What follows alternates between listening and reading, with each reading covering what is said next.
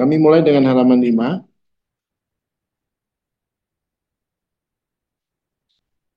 Eh, yang pertama adalah halaman ini menunjukkan struktur kepemilikan dari Barito Renewables. Saat ini Barito Renewables dimiliki oleh Barito Pacific sebesar 64,67%, kemudian Green Era 23,6%, dan publik sebesar 11,73%. Perusahaan juga memiliki dua divisi bisnis. Yang pertama, Star Energy Geothermal yang bergerak di bidang geothermal. Kemudian Barito Wind Energy yang bergerak di bawah pengembangan eh, pembangkit listrik tenaga bayu. Halaman berikutnya. Eh, di bidang geothermal, pada saat ini perusahaan kami merupakan operator atau produsen lapangan geothermal terbesar di Indonesia dengan total kapasitas terpasang pada saat ini sebesar 886 megawatt di Wayang Windu, Salak, dan Derajat, yang ketiganya berada di daerah Jawa Barat. Kami juga memiliki dua eksplorasi eh, daerah geothermal, yaitu di Hamiding, di Maluku Utara, dan Sekincau Selatan di Pulau Sumatera. Dengan perkiraan cadangan geothermal sebesar 1.000 megawatt. Halaman berikutnya. Di bidang PLTB atau pembangkit listrik tenaga banyu, pada awal 2023 kemarin, pada 2024 kemarin, dengan selesainya akuisisi beberapa proyek angin uh, di Indonesia, pada saat ini perusahaan kami memiliki saham 100% di PLTB Sidrap Sadu yang berkapasitas 78 megawatt dan 51% saham di daerah pengembangan PLTP di Sukabumi, Sidrap 2, dan Lombok dengan total kapasitas sebesar 318 megawatt. Ya. Uh, Kemudian kita akan membahas mengenai kinerja operasional dan keuangan. Uh, Pada 2023 ini, net generation perseroan mencapai 7.077 gigawatt hour. Dan net capacity factor selama 4 tahun terakhir, kami terus jaga di atas 90%, di mana pada akhir tahun 2023 kemarin, net capacity factor berada di level 96%.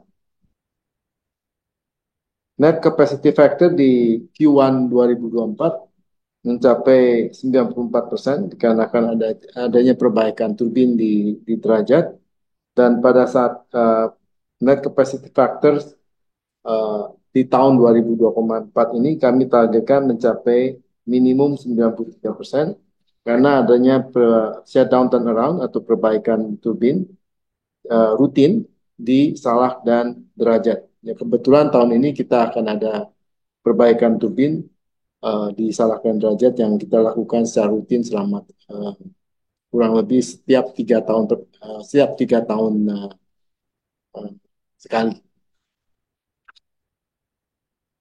Kemudian halaman berikutnya, halaman 10. Dalam 4 tahun terakhir ini, perusahaan mencatat pertumbuhan revenue sebesar 4,5% year on year, dan pendapatan di Q1 2024 hanya mengalami sedikit penurunan akibat penurunan volume penjualan uap dan listrik.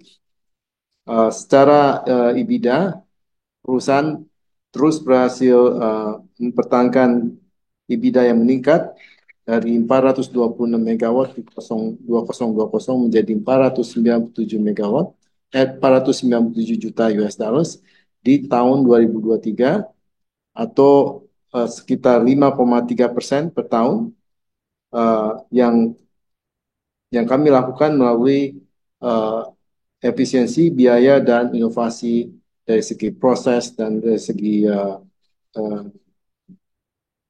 cost efisiensi.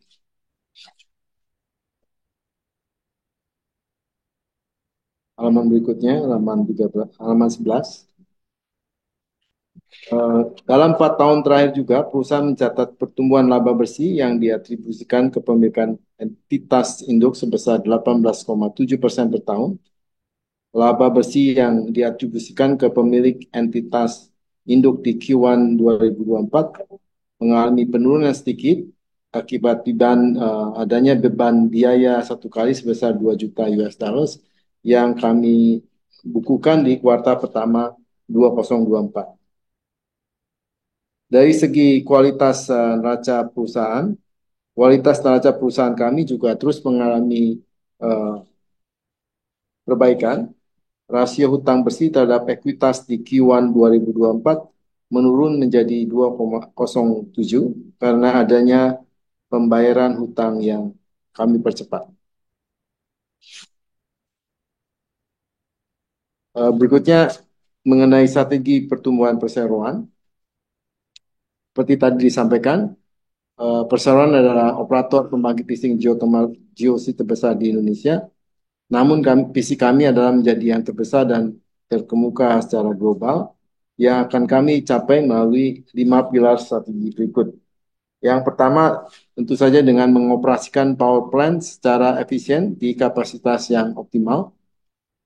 Kemudian yang kedua, memaksimalkan kapasitas sumber daya di aset yang sudah kami operasikan.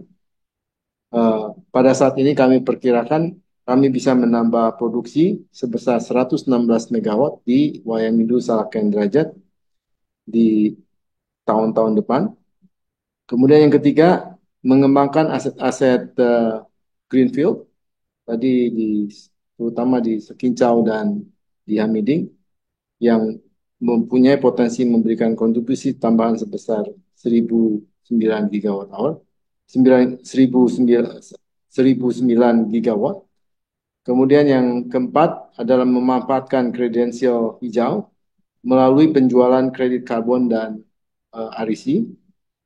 Dan kelima adalah memperluas operasi panas bumi atau mengakuisisi proyek energi baru lainnya, baik di Indonesia maupun di luar negeri. Ya. Dengan strategi pertumbuhan tersebut, halaman ini menunjukkan potensi maksimum kapasitas geothermal yang perusahaan kami bisa lakukan, yaitu pertama dengan menambah kapasitas pada aset yang telah kami operasikan sebesar 116 megawatt, dan kemudian 1.000 megawatt yang kami dapatkan dari pengembangan area-area baru di Sekincau Selatan dan di Maluku Utara. Ya. Sehingga potensi total kapasitas geothermal yang kami bisa kelola ke depan adalah sebesar kurang lebih 2.000 gigawatt. Di bidang PLTB atau pembangkit listrik tenaga Bayu, pada saat ini seperti tadi sudah disampaikan, kami mengoperasikan pembangkit listrik 78 megawatt di Sidap 1, dan ke depan kita akan mengembangkan kurang lebih 318 megawatt yang lokasinya ada di Sukabumi, di Lombok, dan di Sidrap 2. Ya. Sehingga potensi total PLTB yang kami perkirakan bisa kami kembangkan adalah sebesar 396 megawatt. Sekian ringkas deskripsi saya selaku manajemen mengenai perusahaan kami, kemudian juga paparan mengenai operasi dan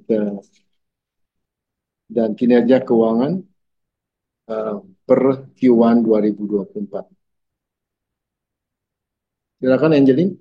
Baik, terima kasih kepada Pak Hendra atas waktunya dan presentasinya. Baik Bapak dan Ibu sekalian, seperti yang tadi sudah kita dengar, telah disampaikan oleh Bapak Hendra Suciptotan selaku Presiden Direktur dari Barito Renewables terkait potensi-potensi pengembangan panas bumi maupun tenaga angin di Indonesia serta strategi pertumbuhan perusahaan.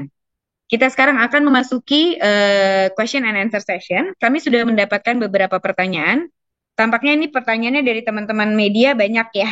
Buat teman-teman media sekalian, ini yang dari Bisnis Indonesia, Petromindo.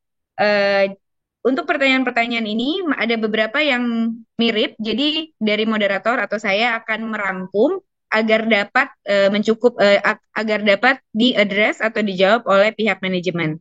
Untuk pertanyaan-pertanyaan dari teman-teman media, jika nanti masih ada tambahan, mungkin kami akan sediakan secara tertulis setelah public expose ini ya.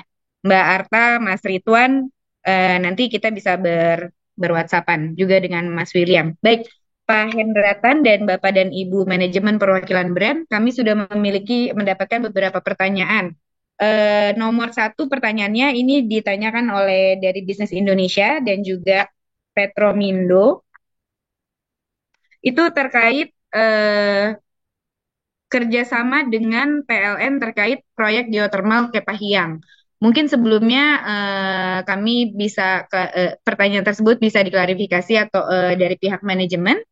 Eh, Pertanyaannya adalah untuk kerjasama dengan PLN terkait proyek geothermal Kepahyang, bagaimana statusnya saat ini dan kapan joint venture company akan mulai dibentuk? Ya, Kepada Bapak Hendratan, si kami persilakan. ya terima kasih Angelin. Jadi untuk Kepahyang sampai hari ini memang kita masih kita sudah ikut bidding ya dan kita eh, sedang masih dalam diskusi intensif dengan PLN mengenai eh, perjanjian kerjasamanya dan komersial point yang kita harus setujui sebelum kita baru bisa melakukan suatu pembentukan tadi joint venture. Ya, jadi memang sampai saat ini kita masih diskusi secara intensif. Yang kami harapkan akhir bulan Mei ini kami sudah eh, bisa mencapai kesepakatan dengan PLN bagaimana bentuk kerjasamanya dan apa poin-poin komersial yang bisa kami setujui. Ya, Baik, terima kasih Pak Hendra. Eh, Cukup jelas ya dari untuk Petromindo dan Bisnis Indonesia dengan jawaban tersebut. Kemudian berikutnya terkait pertanyaan strategi pertumbuhan bisnis. Di sini dari Bisnis Indonesia juga bertanya, apakah ada rencana aksi korporasi lain yang akan dilakukan brand ke depannya, terutama setelah akuisisi pembangkit listrik tenaga Bayu dari Sidrap itu sudah selesai. Mungkin kami persilakan lagi kepada manajemen Pak Hendratan atau direksi. Seperti tadi juga sudah disampaikan oleh Bapak Hendratan terkait strategi pertumbuhan, mungkin kami bisa mempersilakan Pak Hendratan untuk menjawab. ya.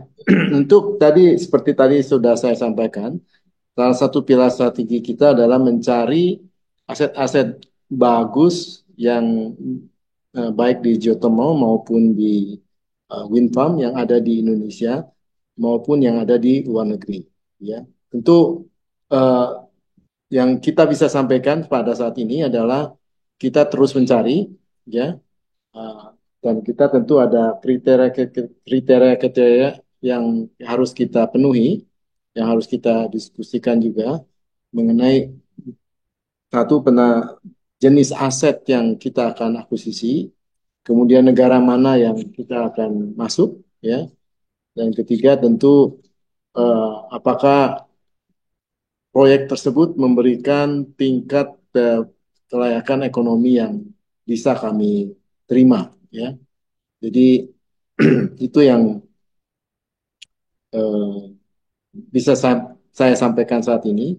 Tapi tentu saja eh, kita eh, selain mengembangkan aset-aset yang sudah ada di portfolio kami pada saat ini, kami juga tentu eh, terus berupaya untuk mencari aset-aset yang bagus dan layak secara ekonomi di luar negeri tersebut. Baik, terima kasih Pak Hendratan. Baik, ini saya akan ambil satu pertanyaan terkait capital expenditure kepada pihak manajemen, kepada Pak Hendratan, Ibu Merly, dan direksi. Ada pertanyaan terkait capital expenditure, berapa kira-kira proyeksi CAPEX di brand di tahun 2024 ini? Dan sampai Q1 sekarang, sudah berapakah realisasinya? Kami persilakan kepada Pak Hendra atau Bu Merli. Jika membutuhkan waktu, boleh Bapak dan Ibu Ya, kami berikan waktunya. terima kasih Bu Angelin. Jadi mungkin sebagaimana kami sampaikan di laporan realisasi Q1 2024 ini, kami sudah melakukan spend lebih kurang sebesar 13 juta US dollar untuk kegiatan capital expenditure, di mana daripada 13 juta US dollar untuk capital expenditure adalah untuk persiapan kegiatan drilling di aset kami saat ini. Salah satunya adalah derajat yang kami akan mulai dalam waktu dekat di tahun 2024 ini. Rencana target spending kami tahun ini totally adalah lebih kurang di angka hampir 160 juta US dollar, di mana ini adalah merupakan bagian daripada rangkaian kegiatan aktivitas maupun pengembangan di perusahaan yang spendingnya tersebut itu akan terjadi bertahap mulai daripada nanti di Q2 sampai Q4 2024 ini. Terima kasih, Ya. mungkin itu jawaban Iya. dari kami. Jadi kalau mungkin saya tadi tambahkan sedikit dari keterangan Meli. Yang pertama, tadi saya sudah sampaikan bahwa kita sekarang fokus pengembangan 116 megawatt di Wayang Windu Salken Derajat, ya, menunggu dari persetujuan uh, dan menunggu sorry, bukan persetujuan, jadi menunggu perizinan yang harus kami dapatkan, kemudian juga menunggu negosiasi dengan para kontraktor-kontraktor yang kami tunjuk untuk melaksanakan proyek-proyek tersebut. Ya. Jadi kami harapkan semua bisa kami selesaikan di bulan Juni 2024 yang 116 megawatt itu. Di luar itu, kita akan mempunyai capex yang rutin sifatnya, yaitu seperti pengeboran sumur-sumur supaya menjaga tingkat kesediaan uap supaya kami bisa menjalankan uh, semua power plant yang kami operasikan secara maksimum. Ya. Kedua juga perawatan-perawatan berkala yang kami harus lakukan seperti di shutdown turnaround yang rencananya juga akan kami lakukan pada tahun ini dan biasanya kami lakukan setiap 3 tahun sekali. Gitu Angelin. Baik, terima kasih Pak Hendra. Bapak dan Ibu sekalian, perwakilan manajemen brand, ini kami masih mendapatkan beberapa pertanyaan. Mungkin saya recap, ada 2 pertanyaan tambahan, Pak. Yang pertama terkait pengeboran di unit Wayang Windu unit 3. Ini ada pertanyaan dari Petromindo. Pada kuartal berapakah pengeboran eksplorasi akan dimulai? Jadi untuk pengeboran eksplorasi, pertanyaan dari Petromindo untuk Wayang Windu unit 3, kuartal berapa diperkirakan akan dimulai? Kemudian masih sama terkait progres pengeboran eksplorasi di WPSPE Gunung Hamiding. Bagaimana kira-kira progresnya sampai saat ini, Bapak dan Ibu? Saya persilakan kepada manajemen brand. Ya, untuk Hamiding, jadi mungkin saya jawab untuk Hamiding. Uh, kita sekarang pada tahun ini kita sedang menyelesaikan pembangunan jalan dan pembangunan well pad sampai lokasi pengeboran yang kami targetkan dan kami targetkan untuk mulai pengeboran itu bulan Desember tahun ini dan kami harapkan awal tahun depan sudah selesai, ya. Kurang lebih sekitar 2 sumur sesuai dengan perjanjian kami dapatkan pada saat ini. Untuk di Wayang Windu,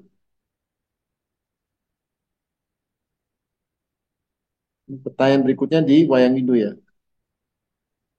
Betul Pak Hendra, Wayang Windu unit 3 pada kuartal berapakah kira-kira pengeboran eksplorasi akan dimulai?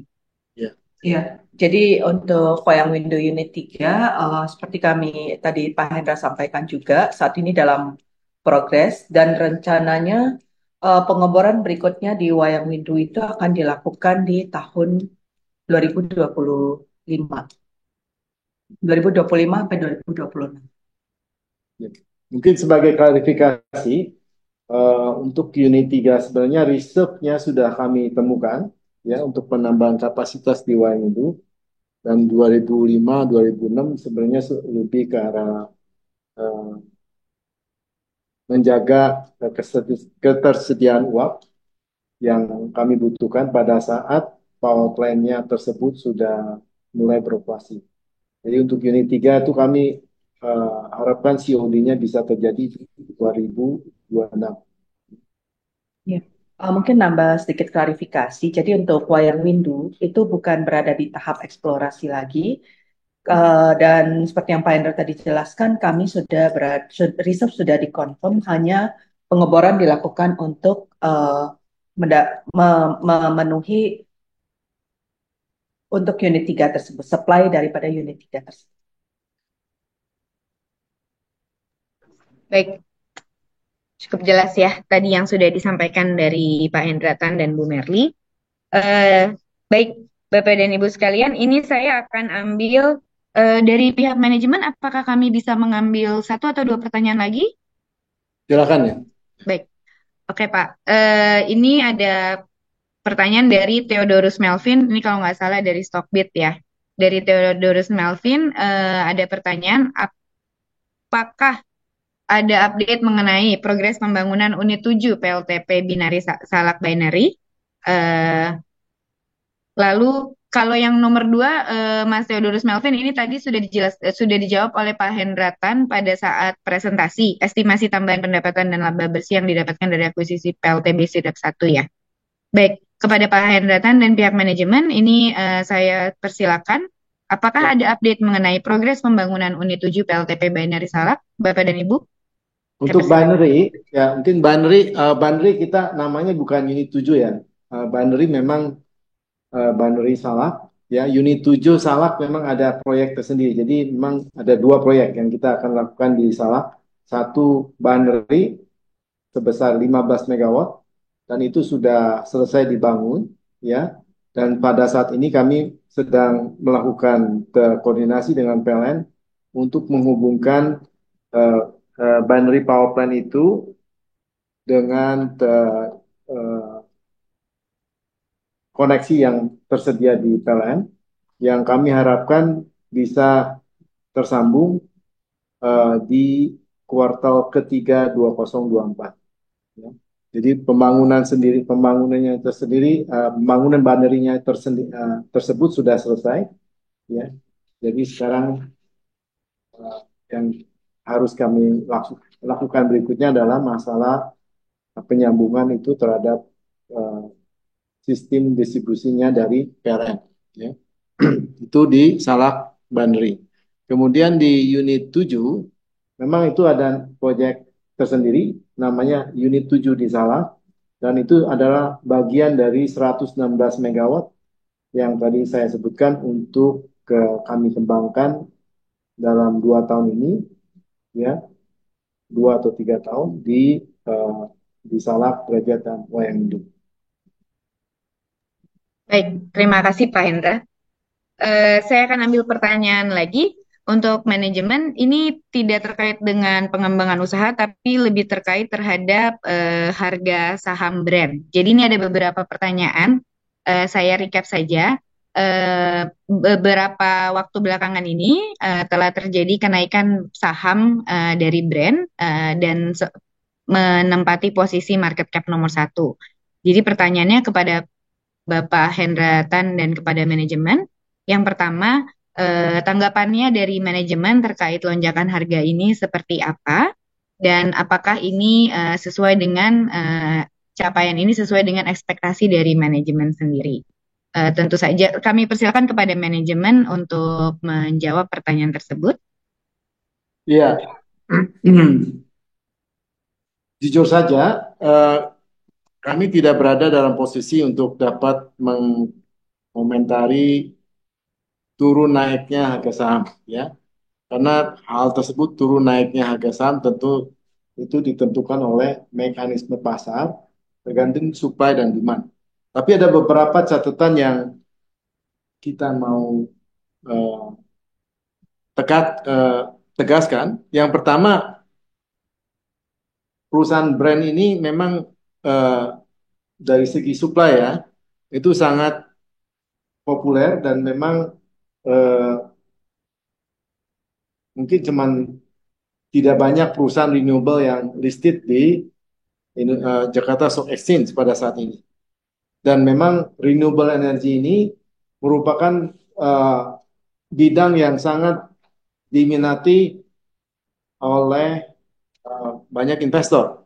Jadi tadi balik lagi kepada supply and demand, karena supply-nya sedikit, jadi dan peminatnya banyak, jadi mungkin itu yang bisa menjelaskan kenapa pergerakan sahamnya seperti yang kita amati beberapa bulan ini, ya. Kemudian yang kedua tentu juga kepercayaan pada investor, kepercayaan dari investor atas kinerja kami, karena seperti tadi kita sudah sampaikan, selama 4 tahun ini financial performance perusahaan kami sangat solid dan terus tumbuh, ya. Dan ke depan seperti kita juga sudah sampaikan, kita mempunyai banyak portfolio. Kita bisa kembangkan di geothermal sampai 2000 megawatt, kemudian di angin lebih dari 300 megawatt, dan di luar itu pun kami terus mencari aset-aset baik di Indonesia, aset-aset baik, ya, yang ada di Indonesia maupun di luar negeri yang bisa menambah portfolio kami. Jadi mungkin karena itu dengan ekspektasi dari investor yang eh, yakin dengan kemampuan manajemen bahwa pertumbuhan dari eh, eh, bisnis kami ini akan terus meningkat, sehingga itu salah satu yang alasan kedua yang mungkin bisa menjelaskan kenapa pergerakan sahamnya begitu begitu begitu aktif dan juga harga sahamnya terus mengalami kenaikan. Itu Baik. Anjali. Ya, terima kasih Pak Hendra atas penjelasannya. Eh, Pak Hendra dan pihak manajemen, apakah masih bisa kami ambil dua pertanyaan lagi? Silakan. Oke, baik. Ini satu pertanyaan saya ambil dari tampaknya ini Bapak Aldebaran Martimo Harli merupakan retail investor, Pak Hendra dan para Ibu manajemen sekalian. Apakah brand hanya akan berfokus pada usaha kelistrikan bertenaga angin dan geothermal saja, atau ada rencana lainnya untuk fokus ke pengembangan EBT yang lain? Apakah ekspansi tersebut kira-kira pada saat ini ada kemungkinannya masuk ke pertambangan mineral? Mungkin saya berikan kepada Pak Hendratan. Silakan Pak Hendratan. Oh, pertambangan mineral, oke. Ngasih Angel. Pertambangan mineral kayaknya itu jauh sekali ya dari bisnis inti kita. Tapi kalau pertanyaannya, memang hari ini kita fokus pada geothermal dan ke angin. Tapi tentu tidak tertutup pada pengembangan energi baru dan terbarukan lainnya seperti air dan solar. Tapi tentu saja harus memenuhi syarat tadi yang seperti saya sudah sebutkan, harus memberikan tingkat kelayakan ekonomi yang menarik, ya, dan kemudian juga bisa menambah portfolio perusahaan kami secara signifikan, ya, dari segi megawatt, ya. Karena kalau mungkin kalau terlalu kecil juga lebih baik kami fokus pada akuisisi uh, dari pembangkit-pembangkit listrik baru dan terbarukan yang berkapasitas besar, atau uh, fokus pada pengembangan uh, aset-aset kami yang belum pada saat ini belum bisa dikembangkan dengan secara maksimum dan secara cepat, ya. Jadi atau mungkin kombinasi antara dua hal tersebut, di pengembangan aset-aset yang kami punyai pada saat ini dan juga akuisisi aset-aset baru yang menarik secara dan layak secara uh, ekonomi. Gitu, Anjali. Ya, baik. Terima kasih Pak Hendra. Bapak dan Ibu sekalian, karena keterbatasan waktu, mungkin kami sudah sampai ke penghujung dari acara Public Expose Incidental hari ini. Untuk teman-teman dari media yang pertanyaannya masih belum terjawab, tapi tampaknya sebagian besar 80%, 90% sudah dijawab ya dari presentasi pihak manajemen.